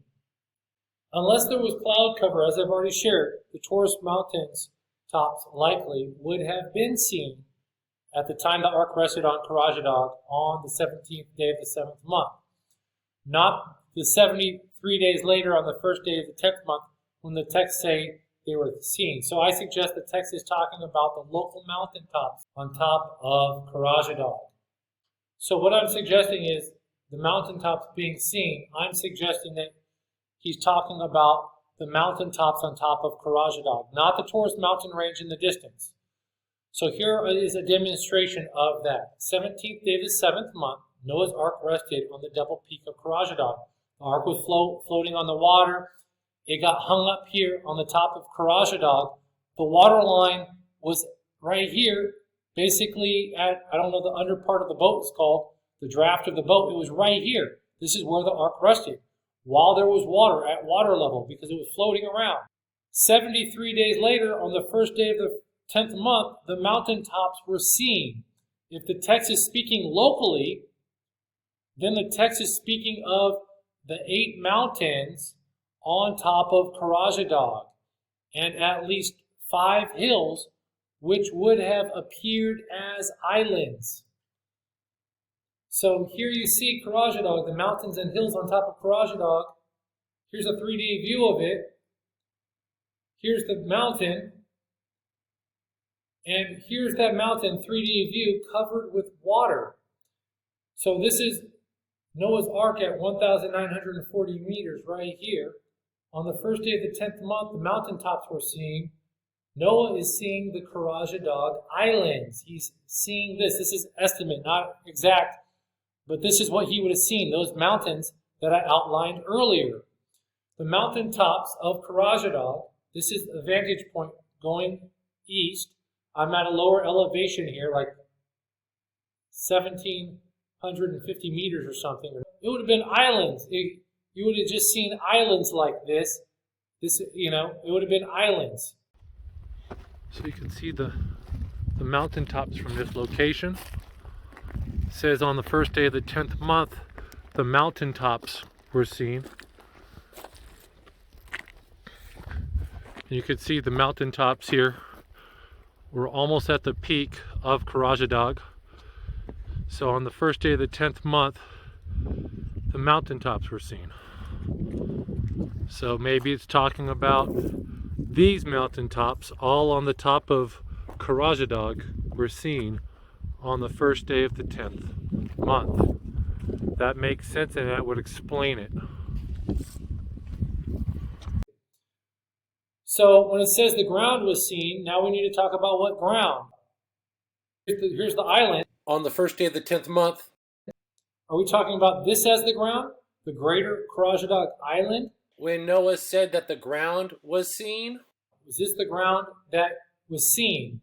So on the first day of the 10th month, the mountaintops were seen, and then later on it says where the ground was seen. After the ground dried out. Was it this? It said the ground was seen. So this is a guesstimate. This is the same picture of Karacadag Island. This is all water. The Taurus mountain range is way out here. You can't see it. Okay, this is the Taurus mountain range right here. So here is the island now, Karacadag Island, and this is the Taurus mountain range. So this is what was going on. Karacadag could have been an island in the middle of Mesopotamia basin filled with water.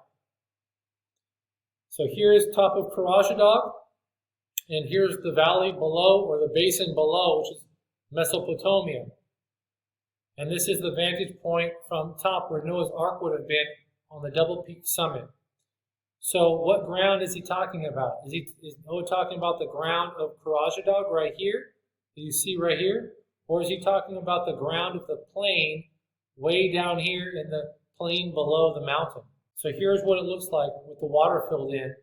Noah's vantage point from the top here where the ark was, when he said that he saw the ground, is it talking about this ground? Or is it talking about the ground below, way down here? I possibly lean he was talking about this ground. Maybe that wasn't done yet. He was on an island, which is crazy to think about. Karacadag Island right here. The mountains here, he would have seen these mountain ranges also, but the mountaintops were the mountaintops on the island before those waters receded. So now that I shared that demonstration of the mountaintops being seen and then also the ground being seen, more on the Noah's Ark location where the remains of Noah's Ark. Ken in his paper gave great evidence that at the elevation of 1,940 meters, or 6,365 feet above sea level, the wood of the ark would have decomposed over the last 4,400 years. Okay, I suggest that maybe some of the wood of the ark that was not pitched could have been used for firewood for the altar, or for fires for cooking, or fires to stay warm. The remains of Noah's Ark, there's likely no remains as it's all rotted out. The summit right now on the mountain has a military radar station on it, and pictures of the military site are prohibited, so I whited that out. Here's a zoom in of it with a graphic from Steve Rudd's site, HallelwYAH.ca, about the dimensions of the ark. Using a larger cubit, a 20.5-inch cubit, the ark would have been 515 feet long, 86 feet wide, 51 feet. Using an 18-inch cubit, the ark would have been 450 feet in length. Both lengths fit the summit. So here's this line right here, the yellow line, where the radar base is right here. That length is 515 feet. Right here along, that yellow line is 515 feet. It would fit the long one. And that's the distance right here, 515 feet. Noah's Ark on the double peak, as you see right here, is just about the scale of that 515 feet. Where is the remains of Noah's altar? As I said, Noah went from the ark. He went forth from the ark and built an altar on that mountain, and then he descended down after that mountain down to the top of Karacadag to plant his vineyard. So the only other place that it possibly can be, if he went out from the ark and he built a mountain on that altar, likely right here. And I've already proved that in my demonstration. And right here is a weather radar station currently on Karacadag, and it has some cell towers as well. And there's also a cemetery right here. And there's a lot of stones up here on this mountain. I explored that area. This is a Koli Baba's tomb that later came there. And there's so many grave sites up here, and big rocks and everything else. You can see this wall right here. And you can see that. And it was a big altar. There was a lot that Noah burned. Noah burned a lot of animals on top of the altar. I had 4 of my oldest kids stand right here for contrast in front of this grave right here that's east-west located. This is not Noah's grave. This is a later grave. This is how they do these graves. Amazing that people are buried in the ground right here. No doubt that this is a holy site. There's so many graves up here on this part of this mountain. So it was likely a very ancient holy site. And what I found in all my explorations in Saudi Arabia, that there's altars and grave sites. They go hand in hand. So while I was up here on the top, I found a 90-degree corner right here. You can't really see it, but this is a 90-degree corner. And this altar appears aligned with cardinal points. And down here, you can see a ski lodge being built right here. Scriptural evidence number 9, Jubilees 7. Now I'm going to start talking about the cities of Ham, Shem, and Japheth. Jubilees chapter 7, verse 13 to 7. If we pay close attention to this, if you look at this text, you can discover for yourself that it is implying that Ham moved off the mountain and relatively far away from Noah, while Shem stayed close to Noah and built his city on the mountain, fronting the mountain on the east. By omitting text, you can understand this, that's what happened. Remember, Noah cursed Ham's son Canaan. Ham was upset, so he left Noah and took his family and moved off the mountain, as you can know from the text. And Shem dwelt with his father Noah, and he built a city close to his father on the mountain. And he too called its name after the name of his wife, Sedek. Sedek, righteous, Tel, mound, Abab, maybe his wife's name, Sedek Telabab. And behold, these three cities are near Mount Lubar. Sedek Telabab, fronting the mountain on its east, okay, and Sedek Telabab is fronting the mountain on its east, but it's also close to his father on the mountain. And Na-el-Meletuk on the south. And that is the city that Ham named after his wife, Na-el-Meletuk. And Ignanis towards the west. And that is the city that Japheth named after his wife. So there's only one city that was on the mountain, and that was Shem's city with Noah's city, Noah's tent city that he had. So the mountain has to be in a shape, in a way that accommodates Shem's village being on the mountain, close to Noah's vineyard, and fronting the mountain on its east. That's for Shem's city. So again, my proposal for Noah's tent city is right here or here. And here is that I propose is tent city B. Huge boulders right here, huge boulders right here for tent city B. Here's the plain. And then Shem's village is on the mountain, fronting the mountain on the east. And I said that Ham's village is off. And Noah woke from his sleep and knew all that his younger son had done to him. And he cursed his son and said, Cursed be Canaan, and a slave servant shall he be unto his brethren. And he blessed Shem, and he said, Blessed be Yahweh Elohim of Shem, and Canaan shall be his servant. And Elohim shall enlarge Japheth, and Elohim shall dwell in the dwelling of Shem. Not Japheth dwell in the dwelling of Shem. That's a bad Masoretic text. But Elohim shall dwell in the dwelling of Shem, and Canaan shall be his servant. And Ham knew what his father had cursed his younger son, and he was displeased that he had cursed his son. And he parted from his father, he and his sons with him, Cush, Mitzrayim, and Put, and Canaan, and he built for himself a city, and called its name after the city of his wife, Na-el-Meletuk. So this is Ken's picture, and Ken Griffith identified Ham's city right here as Arata. But according to the Book of Jubilees, it's Na-el-Meletuk. Ham said he named the city after his wife, Na-el-Meletuk.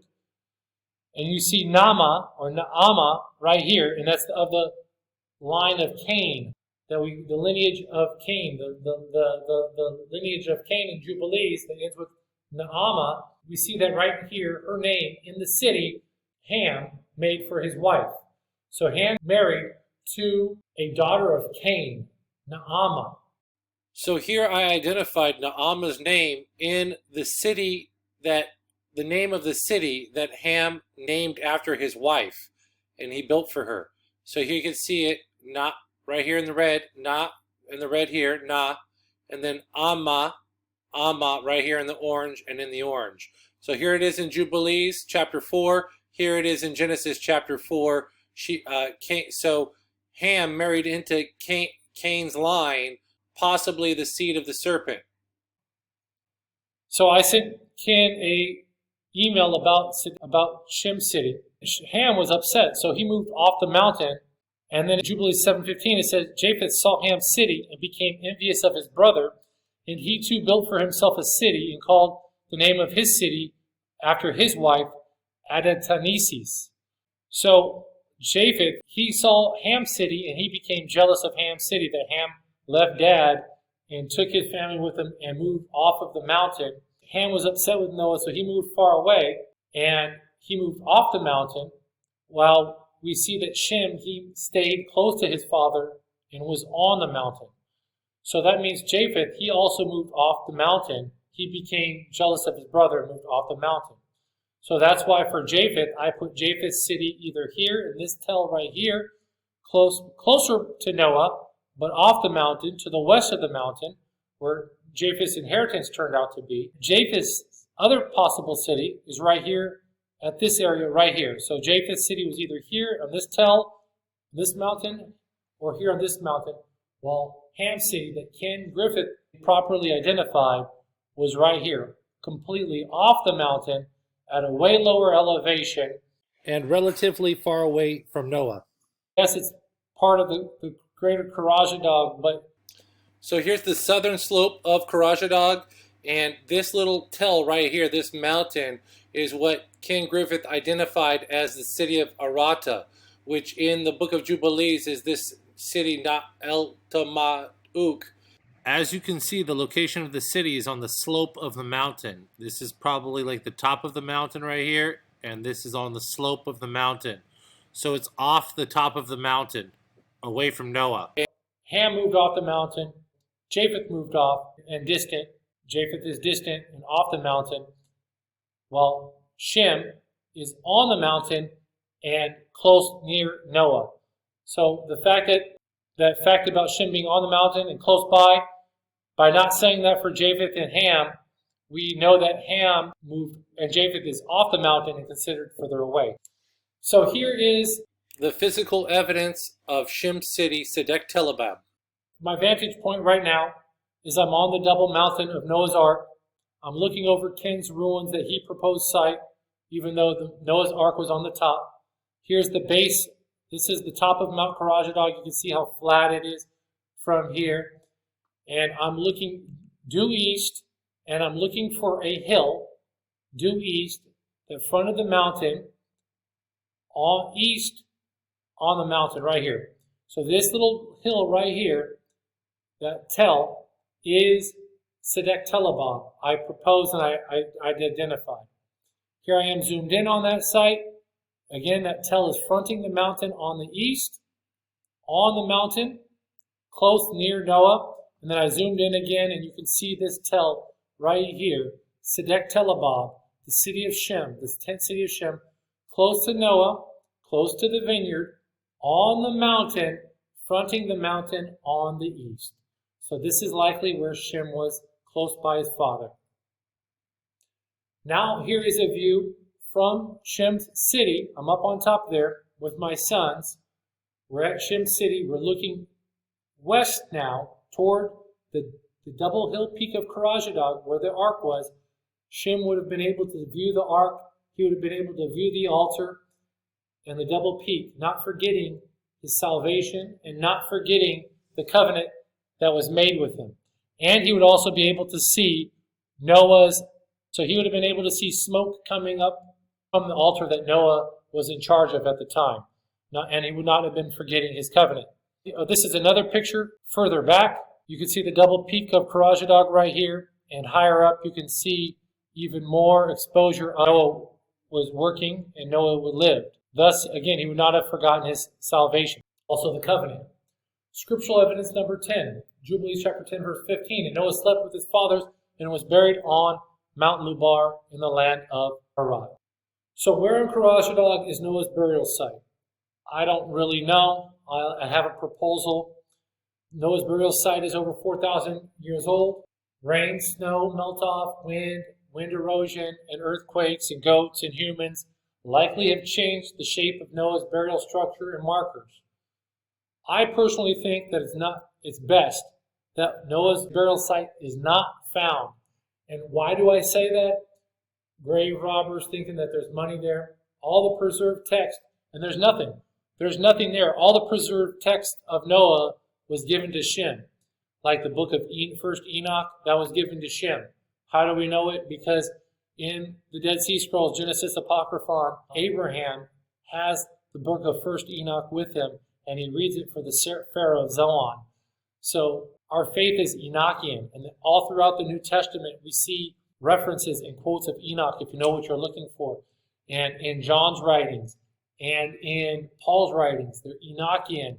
It's hidden in there. I haven't done a video on it, but it's filled in with Enoch. Okay, Abraham had the book of Enoch.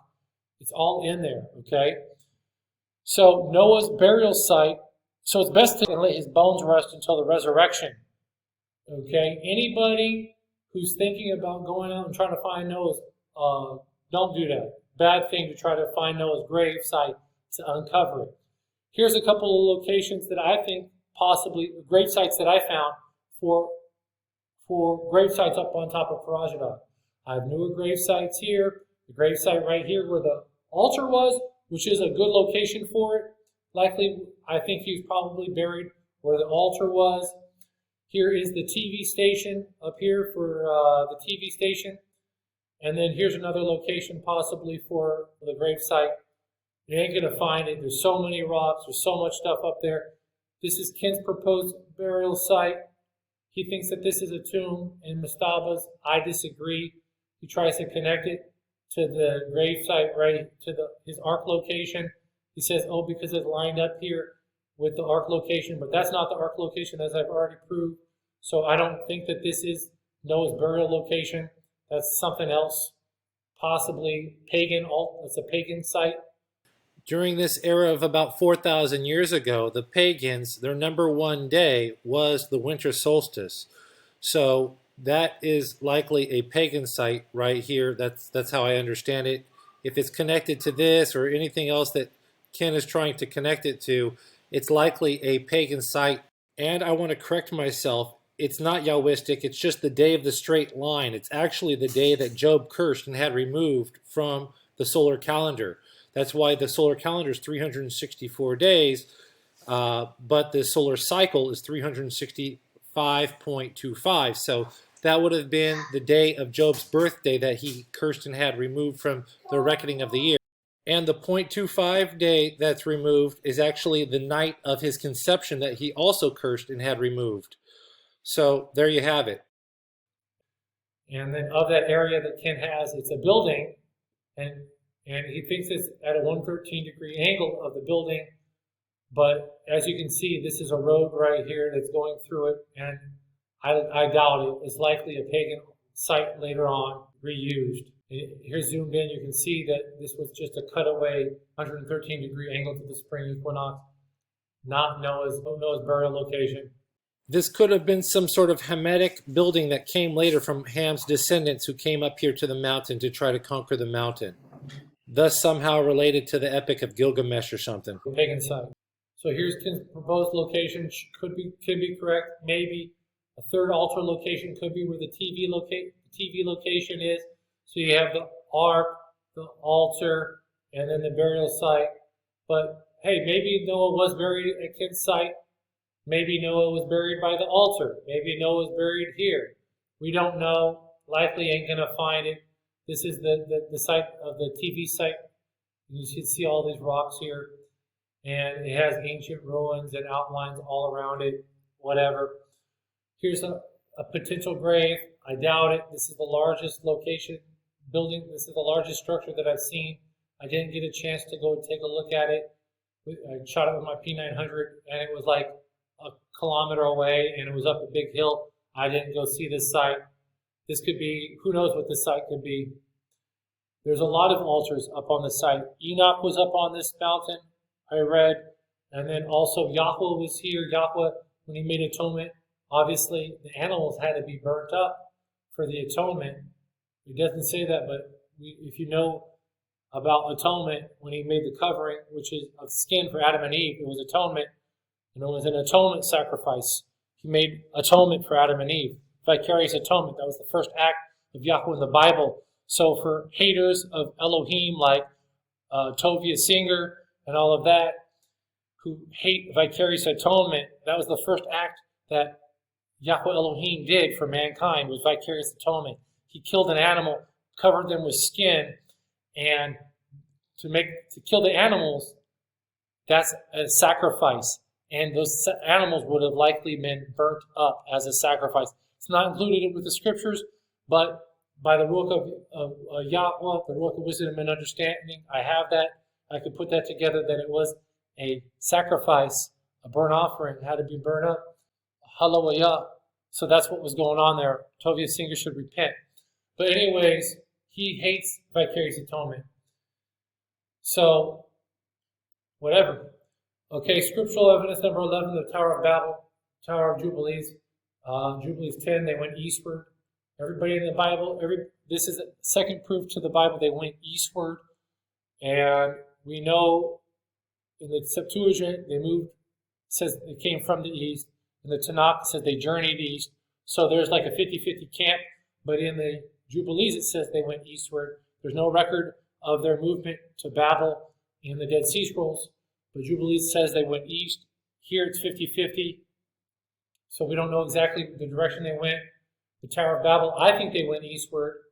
Kim proposes that they went eastward here, in this northern plain here. I propose that they went down here into this area by Shenjar, down here in modern northern Iraq, Turkey, Kurdistan area, right here. And it says that they used bitumen for the mortar of the tower with the mud bricks. And there is bitumen down here. I'm not sure that there's bitumen wells up here, but there's bitumen here in this area. So I think that they went eastward. And they went east. So from Karacadag, Noah and Noah's descendants, Ham's descendants, they went east. And Ham's city was down here at Arada or Namelatuq at the south of the mountain. So it's just logical that they came out into this plain here. And considering that all of Ham's descendants all ended up over here, it's logical that this is the area that Ham's descendants went to do the Tower of Babel and build a city. Evidence 12, mark the mountain of Ararat. Genesis 8:4 says that the ark landed on the mountains of Ararat. Here you go, the mountains of Ararat, spelled this way, Aleph, Resh, Tet, or Tav, I don't know. Karacadag is inside the kingdom of Urartu, Ararat, if that's what this is talking about here. Could be talking about something different, but it's right here inside the ancient kingdom of Urartu, 743 BC. Jeremiah wrote about the kingdom of Urartu here, right here. Kingdoms of Ararat, Meni, and Ashkenaz. Or is it talking about Hurarat, as I shared earlier, or Arata, which is where Arata came from? Because in the Genesis Apocryphon, which contains the amazing, unique, proprietary account of the mountain of Noah, containing the wild grass, herbs, grain, verified by DNA evidence 4,400 years later, Ararat is written in the Aramaic, with a hey, wa, resh, tet, I think. So you can see it right here. Here's how it's spelled. Genesis Apocryphon. Then he took from them, an ark settled on one of the mountains of Huwa-ra-rat. So not Ararat, but Huwa-ra-rat. You see it right here. Hey, wa, resh, tet, I think. So Huwa-ra-rat. So that is not the mountains of Ararat. So, Genesis might not have that spelling correct, because we have it here from the Genesis Apocryphon, which is extremely accurate information that there's wild grass on this mountain, and we can verify that using DNA fingerprinting. So that's something to consider about the mountain. Could HallelwYAH be the real name as recorded by Noah? This is a first-hand account of Noah in the first person, the Genesis Apocryphon here. The kingdom of Urartu was 1,200 years later. So the Dead Sea Scrolls, Genesis Apocryphon says the land on one of the mountains of Huwa-ra-rat. And here is the mountains of Huwa-ra-rat right here. All of these mountains, these orange and blues, definitely the blues, are mountains on top of Huwa-ra-rat. Right here is Huwa-ra-rat, the name of the region of the mountain. Ham built his city off the mountain. So here you go again. Huwa-ra-rat. Is this what it's talking about? Saw one of them, the mountains there. So there you have it. Karacadag's physical evidence matches the scriptural account. Unique DNA fingerprinting of the Einkorn Wheat definitely does it with all of the other geographical evidence in the Dead Sea Scrolls, in the Book of Jubilees, of the Hebrew language of Genesis. All of this is conclusive proof that Karacadag is Mount Lubar, the mountain of Noah and Noah's Ark's landing. HallelwYAH. I shared with you that. I've proven that to be the case. I shared with you how I discovered it. HallelwYAH. And hopefully you all are blessed by this information. This video might be getting too long. In my second video, I will be sharing Karacadag, the Garden of Eden.